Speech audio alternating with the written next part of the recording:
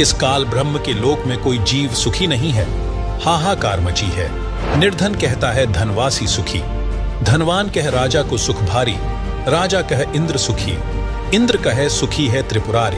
हम सभी जीवात्माएं अपनी गलती के कारण इस कष्ट को झेल रहे हैं। जब तक जन्म मरण है तब तक सामान्य जीव से लेकर देवी देवता, श्री ब्रह्मा जी, श्री विष्णु जी तथा श्री शिव जी तक भी सुखी नहीं है। सबका जन्म मरण होता है। श्री देवी पुराण सचित्र मोटा टाइप केवल हिंदी गीता प्रेस गोरखपुर से प्रकाशित के 3 स्कंध में पृष्ठ 123 पर श्री विष्णु जी स्वयं कह रहे हैं कि हमारा तो जन्म मरण होता है, हम अविनाशी नहीं हैं। तो वहीं श्रीमद्भगवत गीता अध्याय 18 के श्लोक 62 में गीता ज्ञान दाता ब्रह्म ने कहा है कि हे अर्जुन, तू सर्वभाव से उस परमेश्वर परमक्षर ब्रह्म की शरण में जा, उसकी कृपा से तू परम शांति को और सनातन परम धाम को प्राप्त होगा। वहीं हमारे पवित्र ग्रंथों में पर ब्रह्म अर्थात अक्षर पुरुष का भी जिक्र किया गया है, जो ब्रह्म से अधिक शक्तिशाली दूसरा भगवान है। तो चलिए सृष्टि रचना के इस दूसरे पार्ट में हम सृष्टि रचना से जुड़े कुछ अन्य प्रश्नों के जवाब जानते हैं, जिनके विषय में आध्यात्मिक ज्ञान से जुड़ा प्रत्येक व्यक्ति जानना चाहता है। सवाल नंबर 1, पर ब्रह्म कौन है? उसके लोकों की रचना कैसे हुई? किस प्रकार से अक्षर पुरुष के 7 शंख ब्रह्मांड अस्तित्व में आए? क्या वहां भी काल लोक की तरह ही सृष्टि है? दर्शकों, हमारे पवित्र ग्रंथों में वर्णित पर ब्रह्म या अक्षर पुरुष दूसरा भगवान है। वह केवल 7 शंख ब्रह्मांडों का स्वामी है। जब कबीर साहिब ने अपने पुत्र अचिंत से सृष्टि रचने के लिए कहा था, तो अचिंत ने अपनी शब्द शक्ति से अक्षर पुरुष की उत्पत्ति की और कहा कि मेरी सृष्टि रचना में मदद करना। लेकिन वह सतलोक में बने मानसरोवर में जाकर सो गया, क्योंकि वहां सांसों से शरीर नहीं है। कबीर परमेश्वर ने बताया है कि परब्रह्म ने अपने कार्य में गफलत की, क्योंकि यह मानसरोवर में सो गया, तथा जब परमेश्वर ने उस सरोवर में अंडा छोड़ा तो अक्षर पुरुष ने उसे क्रोध से देखा। इन दोनों अपराधों के कारण परमात्मा ने परब्रह्म को भी 7 शंख ब्रह्मांडों सहित सतलोक से बाहर कर दिया। इसके अलावा अक्षर पुरुष अपने साथी ब्रह्म की विदाई में व्याकुल होकर परमपिता कबीर परमेश्वर की याद भूलकर उसी को याद करने लगा, तथा सोचा कि क्षर पुरुष अर्थात ब्रह्म तो बहुत आनंद मना रहा होगा, वह स्वतंत्र राज्य करेगा। मैं पीछे रह गया तथा अन्य कुछ आत्माएं जो परब्रह्म के साथ 7 शंख ब्रह्मांडों में जन्म मृत्यु का कर्मदंड भोग रही हैं, उन हंस आत्माओं की विदाई की याद में खो गईं, जो ब्रह्म काल के साथ 21 ब्रह्मांडों में फंसी हैं तथा पूर्ण परमात्मा सुखदाई कबीरदेव की याद भुला दी। परमेश्वर कबीरदेव के बार बार समझाने पर भी उनकी आस्था कम नहीं हुई। वहीं परब्रह्म ने सोचा कि मैं भी अलग स्थान प्राप्त करूं तो अच्छा रहे। यह सोचकर राज्य प्राप्ति की इच्छा से परब्रह्म सारनाम का जाप प्रारंभ कर दिया। इसी प्रकार अन्य आत्माएं जो परब्रह्म के 7 शंख ब्रह्मांडों में फंसी हैं, ने सोचा कि वे जो ब्रह्म के साथ आत्माएं गई हैं, वे तो वहां मौज मस्ती मनाएंगे, हम पीछे रह गए। पर ब्रह्म के मन में यह धारणा बनी कि क्षर पुरुष अलग होकर बहुत सुखी होगा। यह विचार कर परब्रह्म ने अंतरात्मा से भिन्न स्थान प्राप्ति की ठान ली। पर ब्रह्म ने हठ योग नहीं किया, परंतु केवल अलग राज्य प्राप्ति के लिए सहज ध्यान योग विशेष कसक के साथ करता रहा। अलग स्थान प्राप्त करने के लिए पागलों की तरह विचरने लगा, खाना पीना भी त्याग दिया। अन्य कुछ आत्माएं जो पहले काल ब्रह्म के साथ गई आत्माओं के प्रेम में व्याकुल थी, वे अक्षर पुरुष के वैराग्य पर आसक्त होकर उसे चाहने लगी। पूर्ण प्रभु के पूछने पर परब्रह्म ने अलग स्थान मांगा तथा कुछ हंसात्माओं के लिए भी याचना की। तब कबीरदेव ने कहा कि जो आत्मा आपके साथ स्वेच्छा से जाना चाहें, उन्हें भेज देता हूं। पूर्ण प्रभु ने पूछा कि कौन हंस आत्मा परब्रह्म के साथ जाना चाहता है, सहमति व्यक्त करे। बहुत समय उपरांत एक हंस ने स्वीकृति दी। फिर देखा देखी उन सर्व आत्माओं ने भी सहमति व्यक्त कर दी। सर्वप्रथम स्वीकृति देने वाले हंस को स्त्री रूप बनाया, उसका नाम ईश्वरी माया प्रकृति सुरति रखा तथा अन्य आत्माओं को उस ईश्वरी माया में प्रवेश करके अचिंत द्वारा अक्षर पुरुष परब्रह्म के पास भेजा। कई युगों तक दोनों 7 शंख ब्रह्मांडों में रहे, परंतु परब्रह्म ने दुर्व्यवहार नहीं किया। ईश्वरी माया की स्वेच्छा से अंगीकार किया तथा अपनी शब्द शक्ति द्वारा नाखूनों से स्त्री इंद्री बनाई। ईश्वरी देवी की सहमति से संतान उत्पन्न की। इसलिए परब्रह्म के लोक 7 संख ब्रह्मांडों में प्राणियों को तप्त शिला का कष्ट नहीं है तथा वहां पशु पक्षी भी ब्रह्मलोक के देवों से अच्छे चरित्र युक्त हैं। आयु भी बहुत लंबी है, परंतु जन्म मृत्यु कर्माधार पर कर्म दंड तथा परिश्रम करके ही उधर पूर्ति होती है। स्वर्ग तथा नरक भी ऐसे ही बने हैं। परमात्मा ने परब्रह्म को 7 संख ब्रह्मांड उसके इच्छा रूपी भक्ति ध्यान अर्थात सहज समाधि विधि से कि उसकी कमाई के प्रतिफल में प्रदान किए तथा सतलोक से भिन्न स्थान पर गोलाकार परिधि में बंद करके 7 संख ब्रह्मांडों सहित अक्षर ब्रह्म व ईश्वरी माया को निष्कासित कर दिया। सवाल नंबर 2, क्या है 14 युगों का रहस्य, साथ ही प्रमुख 4 युगों की क्या है गाथा? आखिर चारों युगों का समय काल कितना है और अंतिम युग कलयुग का आखिरी चरण कैसा होगा? दर्शकों, कबीर सागर में अंबु सागर 3रा अध्याय है, जिसमें 14 तरंग यानी भाग हैं। जैसा कि आपको सृष्टि रचना में बताया कि काल के 21 ब्रह्मांड हैं, उसने 5 ब्रह्मांडों का एक ग्रुप बनाया। ऐसे ऐसे 4 समूह 5-5 ब्रह्मांडों के बनाए हैं। एक ब्रह्मांड भिन्न रखा है जो इन सबके समान क्षेत्रफल वाला है। अब जिन 13 युगों का वर्णन हम कर रहे हैं वह इस ब्रह्मांड जिसमें हम रह रहे हैं इसका नहीं है। वह विवरण 5वें ब्रह्मांड का है जो समूह के मध्य वाला है। 5वें ब्रह्मांड में प्रत्येक ब्रह्मांड के समांतर सृष्टि चलती है। जिस ब्रह्मांड में हम रह रहे हैं इसमें जो परमेश्वर कबीर जी की भक्ति सतनाम तक करते रहे हैं, वे बीच में भक्ति छोड़ गए, गुरुद्रोही नहीं हुए। उनको धोखा देने के लिए काल ब्रह्म उन्हें 5वें मध्य वाले ब्रह्मांड में रोके रखता है। ओम नाम जाप की भक्ति की कमाई तो इसी ब्रह्मांड जिसमें हम रह रहे हैं ब्रह्मलोक में भोगते हैं। पुनः जन्म मरण चक्र में गिर जाते हैं। इसके 4 युग हैं, सतयुग, त्रेता युग, द्वापर युग तथा कलयुग। उस 5वें यानी मध्य वाले ब्रह्मांड में 13 युग होते हैं। वहां पर वे जीव काल ब्रह्म द्वारा भेजे जाते हैं जो सोहम नाम का जाप करते हैं तथा जो केवल सतनाम का जाप करते हैं। सतनाम के जाप के ओम की भक्ति कमाई इस ब्रह्मांड के ब्रह्मलोक में भोगते हैं। दूसरे मंत्र सोह की कमाई इस 5वें ब्रह्मांड में भोगने के लिए भेज दिए जाते हैं। वहां भी एक ब्रह्मलोक है तथा अन्य लोक है। वहां के ब्रह्मलोक में सुख भोगने के पश्चात उनको अन्य द्वीपों में राजा रानी तथा जनता के रूप में जन्म दिया जाता है। फिर वे व्यक्ति वहां भी भक्ति करते हैं। उस 5वें ब्रह्मांड में होने वाले 13 युगों के नाम निम्न हैं: अघासुर युग, बलभद्र युग, द्वंद्व युग, पुरवन युग, अनुमान युग, धीर्यमाल या धीरमाल युग, तारण युग, अखिल युग, विश्व युग, अक्षय तरुण युग, नंदी युग, हिंडोल युग, कंकवत युग। अब जानिए जिस ब्रह्मांड में हम रहते हैं वहां होने चारों युगों का विस्तृत विवरण। पहला सतयुग। इस युग की अवधि 17,28,000 वर्ष है, जिसमें मनुष्य की आयु प्रारंभ में 10 लाख वर्ष होती है, अंत में 1 लाख वर्ष होती है।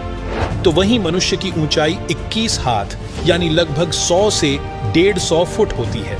दूसरा त्रेता युग। इस युग की अवधि 12,96,000 वर्ष होती है, जिसमें मनुष्य की आयु प्रारंभ में 1 लाख वर्ष होती है, अंत में 10,000 वर्ष होती है।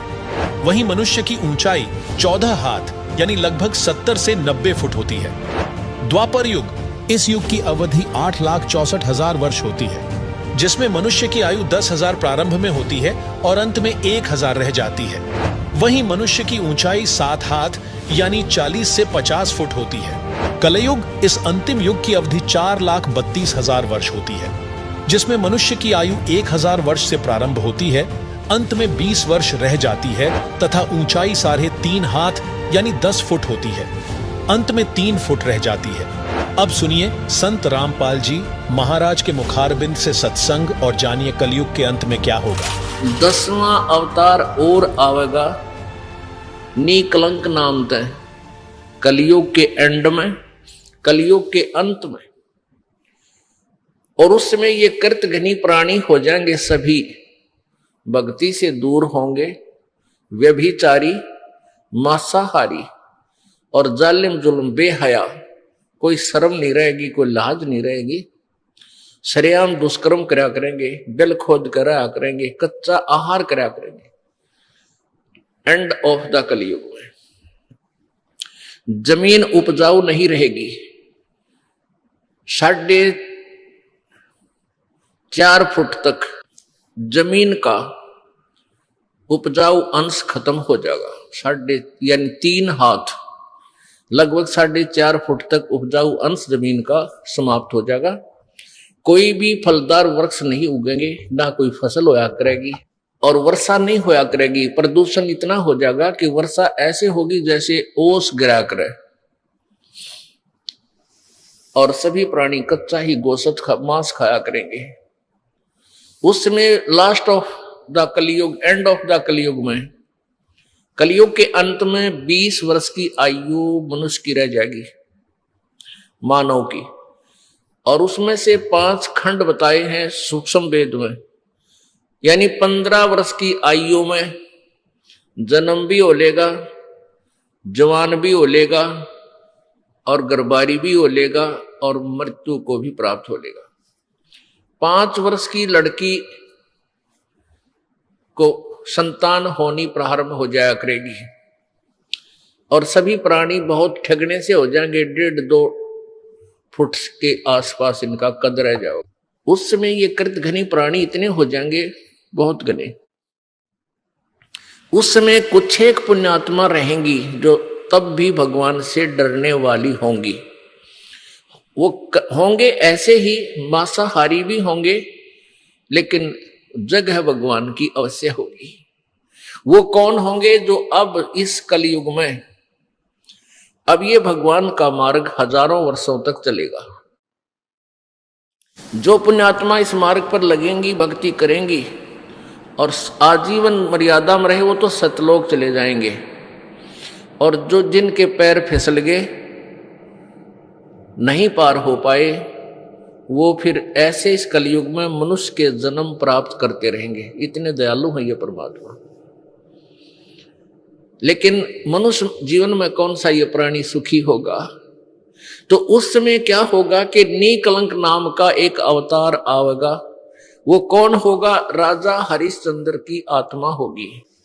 राजा हरिश्चंद्र जी जो सतयुग में एक महान आत्मा सुप्रसिद्ध हुए, ऐसे दानवीर थे, ऐसे धर्मात्मा थे, ऐसे सत्यवादी थे कि उन्होंने अपने वचन के ऊपर राज त्याग दिया था। अपनी पत्नी को भी बेच दिया, अपने आप को भी बेच दिया, अपने सत्य की रक्षा की। जिस कारण से प्रसन्न होकर के प्रभु ने उसको विष्णु लोक में स्थान दे दिया। अब वो विष्णु लोक में है अपने पूर्व जन्म के पुण्यों के कारण। और जब वहां से इस पुण्यात्मा को 10वां अवतार बनाकर युग काल भेजेगा। जो गीता जी में कहता है कि मैं अपने अंश अवतार रचता हूं और फिर उनमें प्रवेश करके सारा काम करता हूं।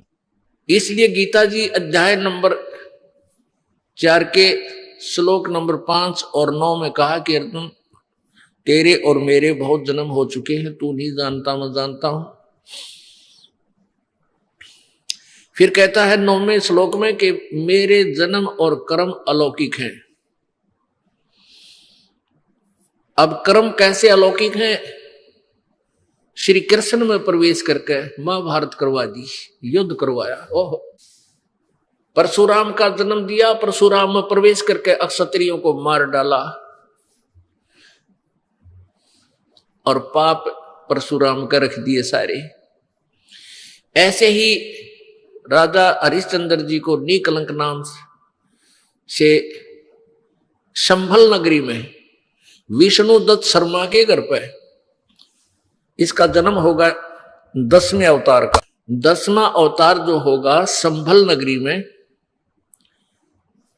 और विष्णु दत्त शर्मा नाम का एक ब्राह्मण होगा, उसके घर पे जन्म होगा।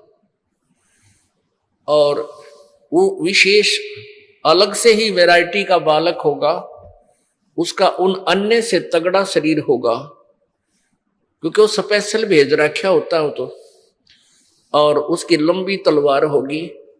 इन कृतघ्नी प्राणियों को ऐसे काटेगा नु, जैसे या करेन गेहूं काटा करे, ऐसे काटेगा नु, बुरी तरह इनको खत्म करेगा। फिर क्या होगा, उन प्राणियों को बख्शा जाएगा जो उस समय भी भगवान से डरने वाले होंगे। इतना प्रदूषण उस समय क्या होगा, फिर परमात्मा अपनी मेहर से, पुण्यात्मा, एक तो परमात्मा ने विधान बना के छोड़ दिया, तो विधान जो भगवान ने बनाया है उसके ऊपर ये साइंटिस्ट अपना अनुभव करके थोड़ी रिसर्च कर लेते हैं और फिर वो भगवान को रिजेक्ट करना प्रारंभ कर देते हैं। ये इनकी महाभूल है। अब पीछे कई वर्षों से रट्टा लगा रखा था कि प्रदूषण इतना बढ़ गया, ग्लेशियरिन खत्म होगी, बर्फ नहीं पड़ेगी। अरे कई इतनी बर्फ गिर दी बिना गिनती की, वो नो का नो प्रदूषण है, नो का नो सारा सौदा है, डूंडा उठा दिया। तो भगवान की अपनी विट्टो पावर न्यारी है। तो क्या होगा, कलयुग के एंड में इन सभी को नाश करेगा, ऐसी दुष्ट आत्माओं को काटा जाएगा, खत्म करेगा। उसके बाद जो पुण्य उस समय थोड़ी बहुत आस्था भगवान की जिनमें होगी वो शेष बचेंगे। फिर बहुत जबरदस्त वर्षा होगी और वो पहले वर्षा प्रारंभ होगी बहुत ज्यादा, वो व्यक्ति वहां से खिसक जाएंगे, मैदानी स्थान छोड़कर पहाड़ों पर चले जाएंगे। बहुत सैकड़ों फुट पानी पूरी पृथ्वी पर हो जाएगा और फिर बहुत समय तक ये पानी धीरे धीरे ये जल सूखना शुरू होगा और जो जमीन का अनउपजाऊ अंश था वो जल के कारण ऊपर आ जाएगा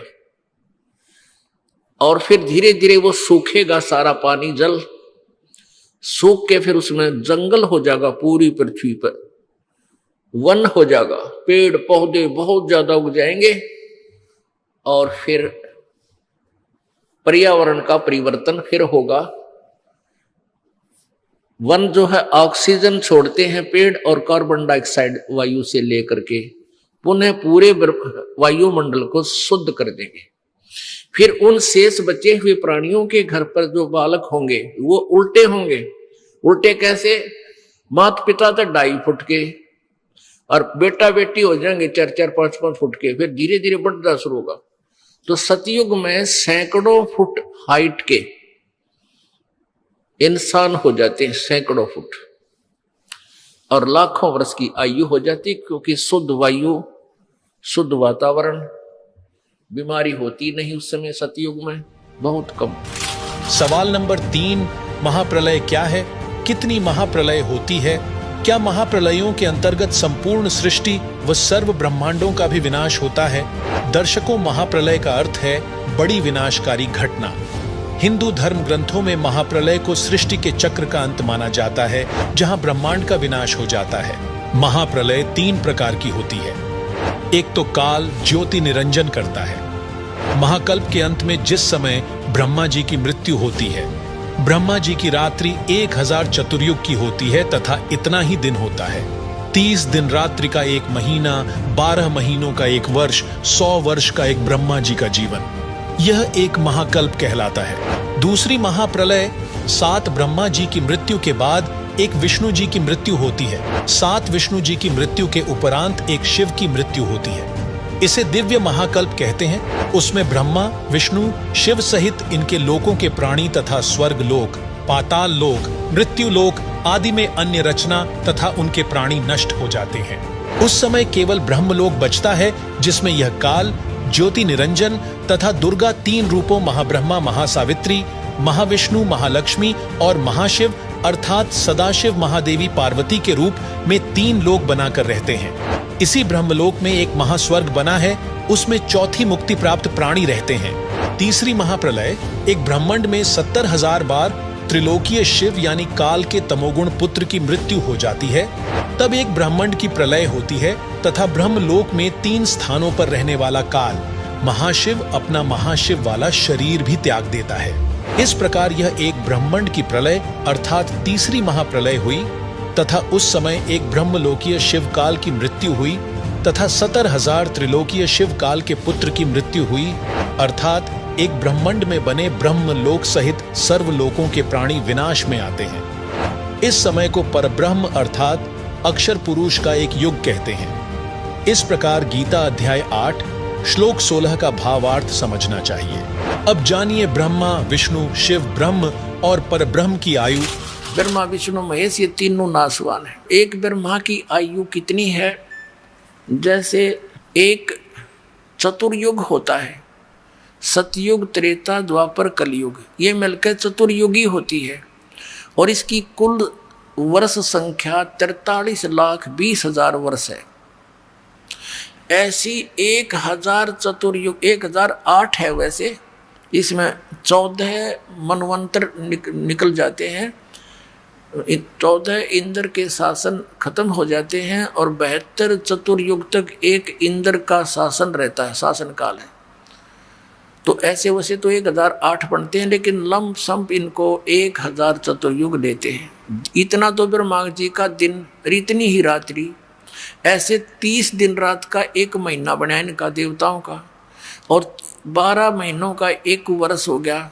ऐसे बने हुए 100 वर्ष की आयु है श्री ब्रह्मा रजगुण की, और इसे 7 गुणी विष्णु जी की, इसे अधिक, और विष्णु जी से 7 गुना अधिक है शंकर भगवान तमोगुण शिव की।